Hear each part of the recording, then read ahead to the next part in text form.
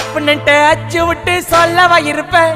வக்கீலோட கோர்ட்டுல போய் சரண்டர் கொடுப்பேன் பப்ளிக்கு முன்னாடியும் தலைய எடுப்பேன் சாட்சி சொல்ல யாரெல்லாம் கேச முடிப்பேன் சிசிடில ட்ரெண்ட் ஆகும்